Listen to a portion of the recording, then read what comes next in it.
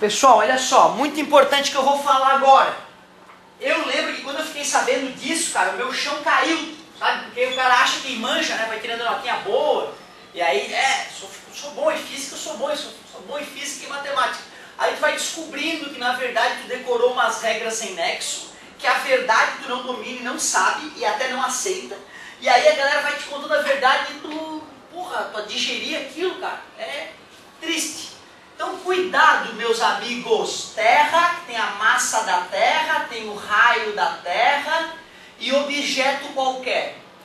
Se eu digo que ele tem um peso, porque massa atrai massa, tá vendo? O peso em direção ao centro da Terra, e digo que o peso é igual a m vezes g, tu tens que entender que isso é uma puta simplificação para a verdade. E a verdade é essa, ó. Massa da Terra, massa do objeto mzinho, distância da Terra até o objeto elevado ao quadrado. Isto é a fórmula que me permite calcular o peso de um objeto. Porém, para a gurizada não infartar, a gente no começo usa a segunda lei de Newton para fazer um física, meu amor, ali e pronto. Assim tu joga o objeto, pede para a criança dizer qual é a aceleração do objeto, a gente sabe que é 10 metros por segundo ao quadrado, então pronto, faz m vezes g, massa de aceleração.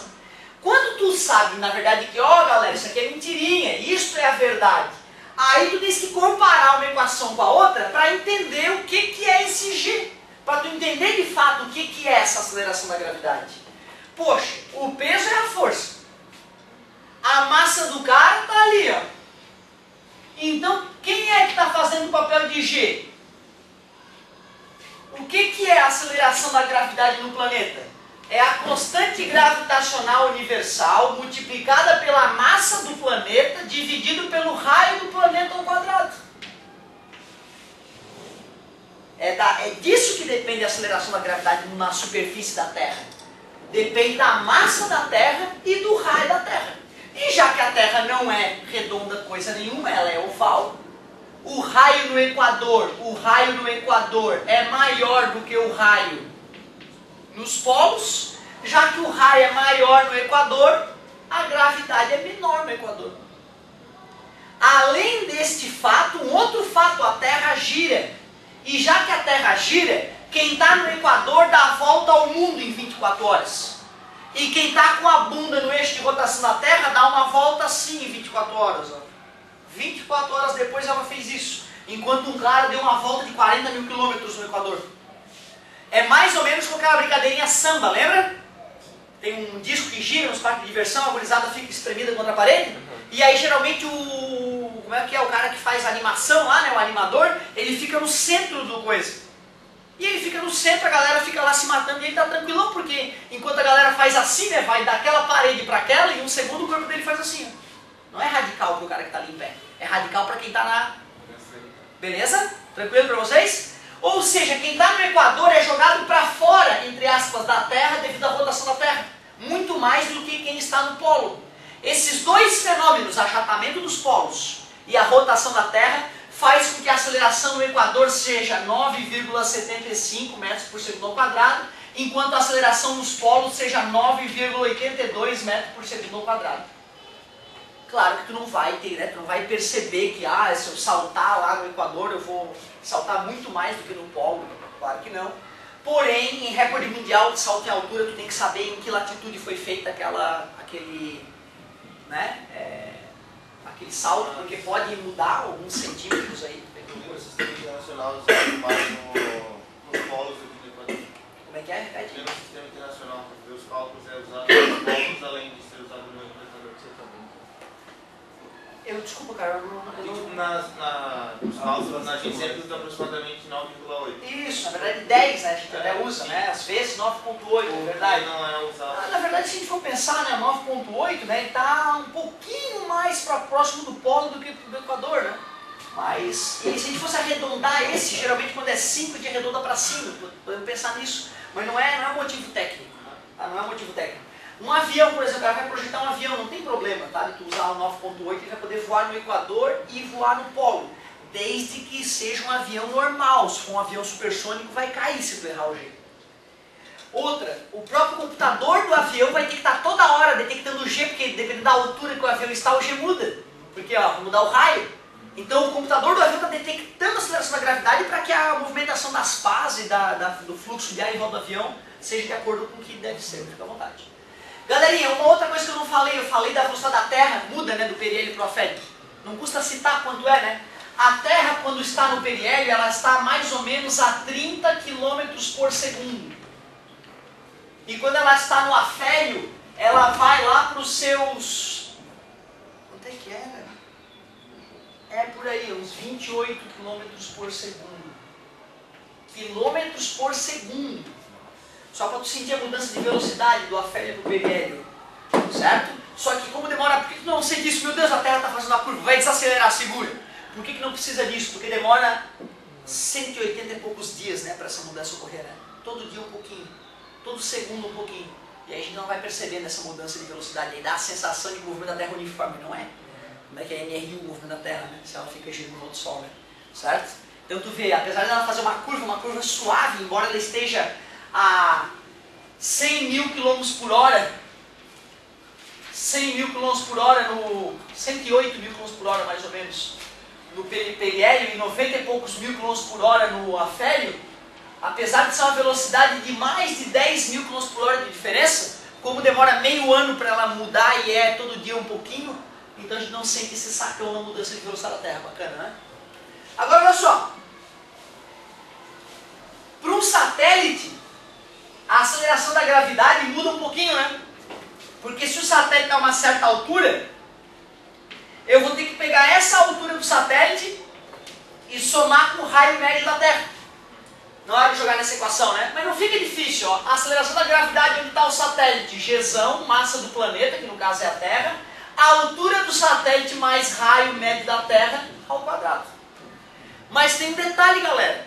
O raio da Terra é 6.500 km mais ou menos. E os nossos satélites estão a 300 km de altura, estão aqui em cima, pertinho. 100, tem, né? A 100 ainda não dá para dizer que tem, porque já teria muito atrito com a atmosfera. Lembrando que a atmosfera chega a ter partículas a 600 km da Terra. Então boa parte dos nossos satélites orbitam dentro ainda do que seria a atmosfera, só que é tão rarefeito essa atmosfera que vai passar milhões de anos antes do satélite perder energia e cair. Mas tu vê que bacana, né? A gente às vezes tem a sensação que o cara está flutuando porque ele está longe da Terra e lá a gravidade é baixa. Mentira! Lá no satélite a gravidade pode ser 8 metros por segundo ao quadrado, é grande pra caramba. Só que como ele está em alta velocidade, a força de atração serve como força centrípeta. E aí dá a sensação que a gente chama de imponderabilidade. Imponderabilidade é a sensação que o astronauta tem de estar flutuando com a nave, né? Na verdade não, né? Ele está caindo ao redor da Terra junto com a nave. E como a velocidade de queda não depende da massa, a nave que tem várias toneladas e ele que tem seus 60 e poucos quilos, caem juntos. Então dá a sensação de imponderabilidade. Mas não vai viajar que lá que está flutuando porque a gravidade é baixa, isso é mentira. A gravidade lá, a aceleração da gravidade é bem altinha, quase 9. Quase 9 metros por segundo ao quadrado. Tá beleza? Então cuidado, porque é clássico isso. O astronauta flutua na nave, pois a gravidade é baixa. Mentira, e a prova está aqui. Esse tamanho é muito menor do que esse, via de regra, para o satélite. Ó. Se a gravidade fosse baixa, ele até poderia ir para longe da Terra, não pode funcionar.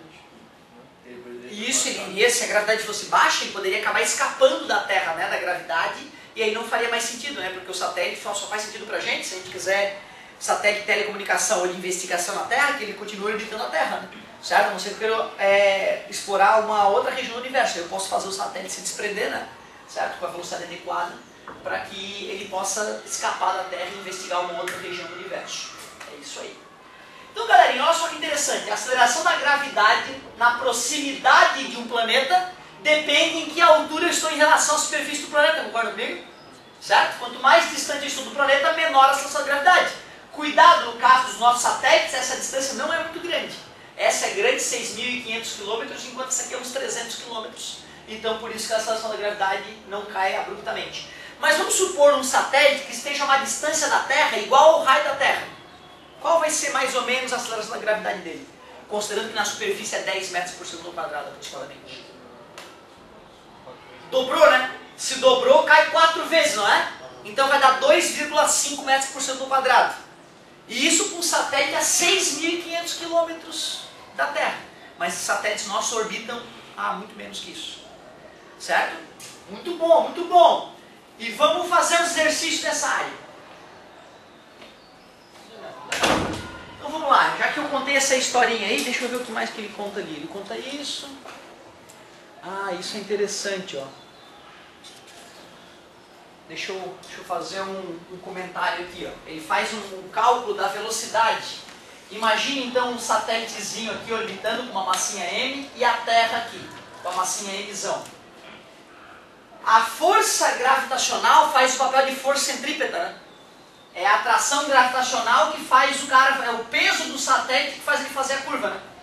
Se o peso fosse muito grande, a curva seria muito fechada, uma hora ele cairia na Terra. Se o peso for pequeno para a velocidade que ele tem, para a velocidade orbital, ele escaparia da Terra. Beleza? Se ele está orbitando num movimento circular uniforme à Terra, é porque a força centrípeta, que é o peso, estão equilibrados. Então olha só que interessante como é que eu calculo a velocidade orbital. Força centrípeta igual a força de atração das massas. Força centrípeta, mv ao quadrado sobre r, onde r é o raio da trajetória, m é a massa do satélite, v é a velocidade do satélite. Força gravitacional, Gzão, massa da Terra, massa do satélite, dividido pela distância entre eles ao quadrado. A distância do centro da Terra até o satélite, certo? É o raio da Terra mais a altura. Concorda comigo? Quando eu estou dizendo que é R aqui também, ó, é uma puta de uma aproximação. Uma aproximação que a gente só usaria no ensino médio. O correto ali era chamar isso, mas ó, a distância do centro de massa da Terra até o centro de massa do satélite, então seria R mais H ao quadrado tanto para um quanto para outro. É isso que é mais importante perceber, na verdade, né? Só que não vai ser ao quadrado. Beleza? Aí a gente poderia cortar esse cara com ao quadrado, concorda comigo? Poderia cortar essa massa com essa massa. Certo? Beleza? Então como é que eu calcularia a velocidade orbital? Como é que eu calcularia a velocidade orbital? A ao quadrado passa para cá. Raiz quadrada da constante gravitacional universal, massa do planeta Terra, dividido por R mais H ao quadrado. Mas eu falei para vocês que esse H é pequeno comparado com R, concorda comigo? Por isso que aqui no ensino médio, via de regra, a gente só chama de R ao quadrado. Mas o que é... Quadrado não é quadrado. Não tem ao quadrado, obrigado. Mas nós não acabamos de ver que G, M da Terra e R, isso aqui tudo, ó, é parecido com a aceleração da gravidade, né? Concorda comigo? Só que a aceleração da gravidade tem o R, então eu poderia também representar isso de outra maneira, né? A raiz de G vezes R.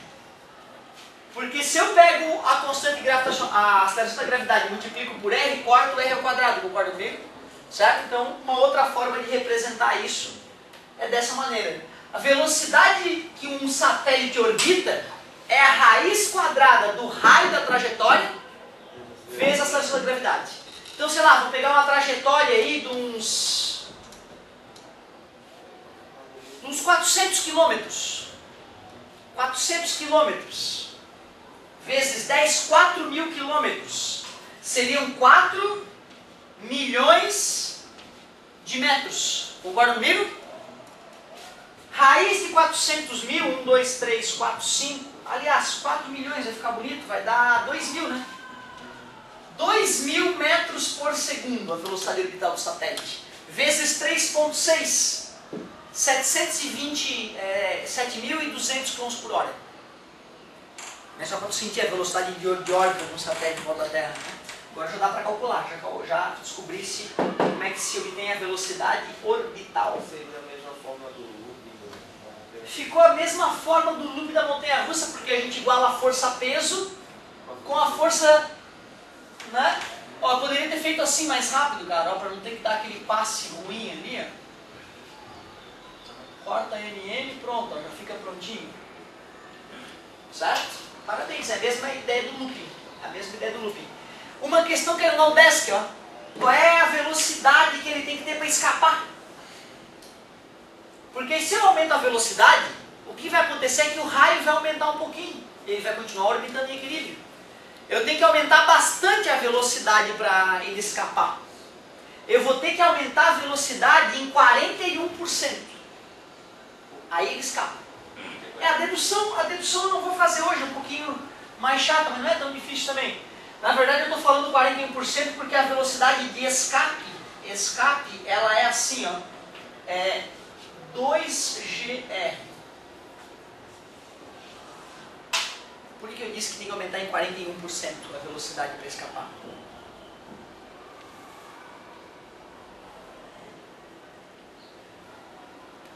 Vou te ajudar.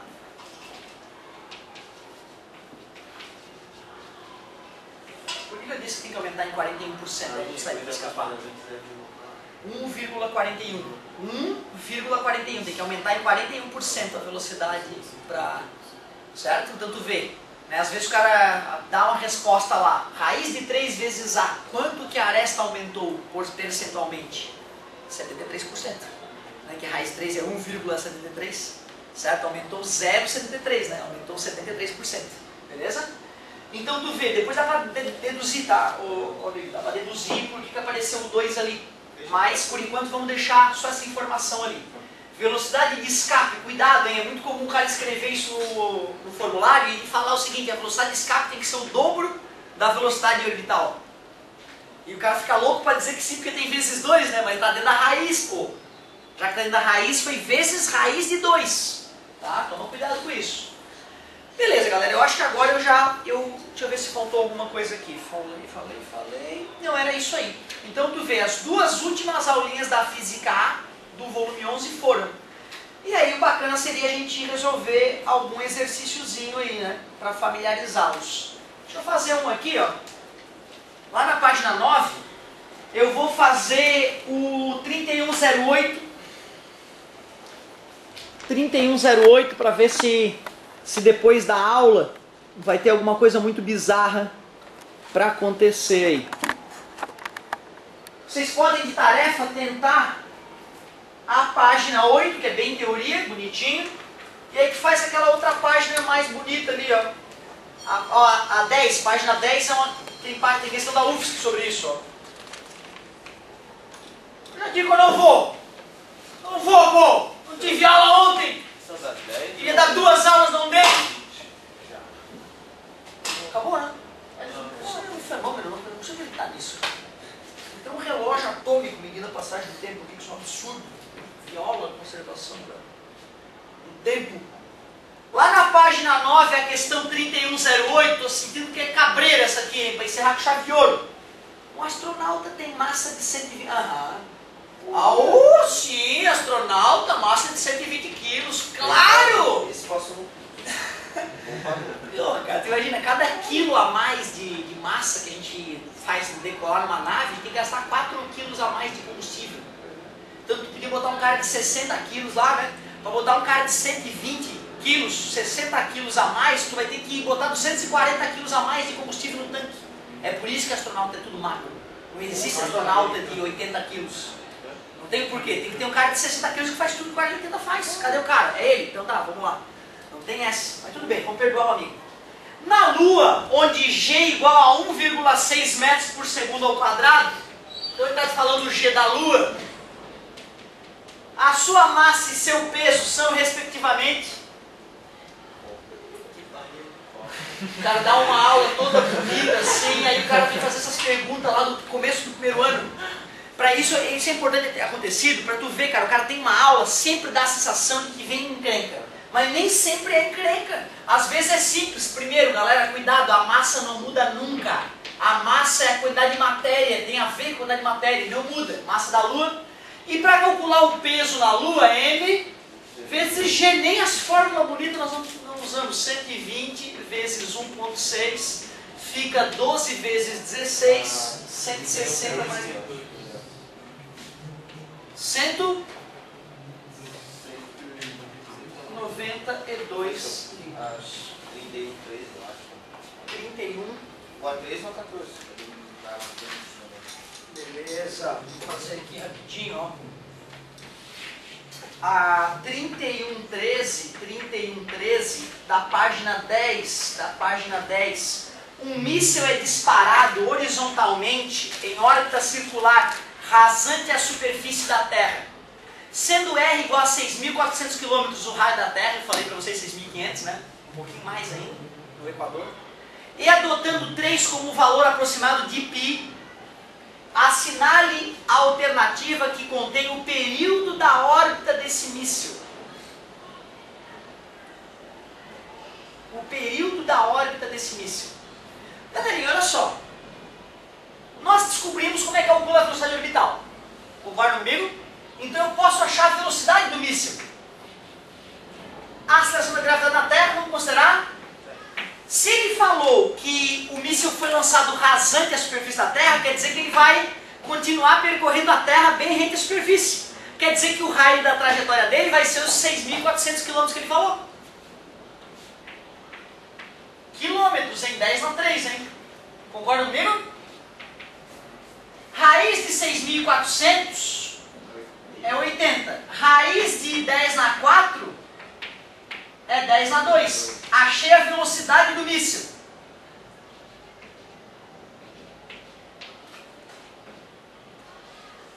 Beleza?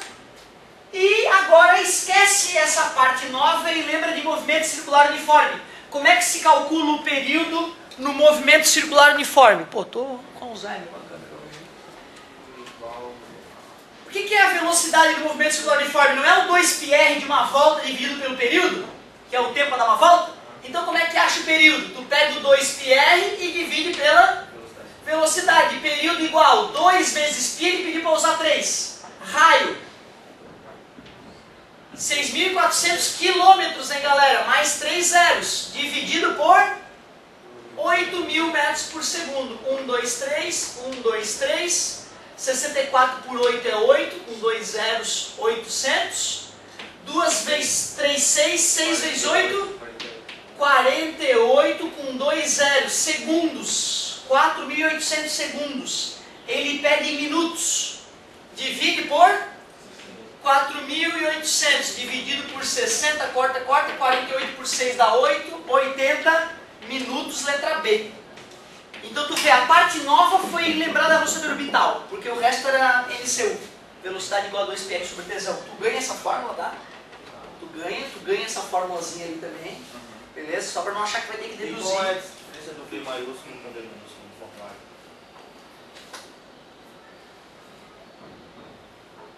Boa pergunta. Aparentemente nenhuma, não era para ter nenhuma mudança.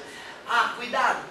Se bem que assim, para não confundir força eletromotriz, DDP, com velocidade, quando a gente em uma fórmula vai usar as duas, a gente troca DDP por força eletromotriz pelo Vzinho. Certo? Mas via de regra a velocidade é o Vzinho. E se ele for trabalhar, claro, antes de tu ver essa fórmula aqui, ó, se bem que às vezes até o V igual a R vezes I, cara, no vestibular o cara escreve E igual a R vezes I, entendeu? Para o cara não achar que é velocidade. Certo? Mas não custa tu pegar o formulário da UFSC agora e dar uma olhada nele e ver, professor, essa fórmula aqui eu não estou reconhecendo. Né? E aí traz essa dúvida pra gente que é bacana fazer isso nessa reta final. Teve na formulário da UDESC que falava do dilatação linear, volumétrica e... Não, aquela questão eu achei muito ridícula, cara. Mas ridícula de mal feita, tá, cara? Aquela questão...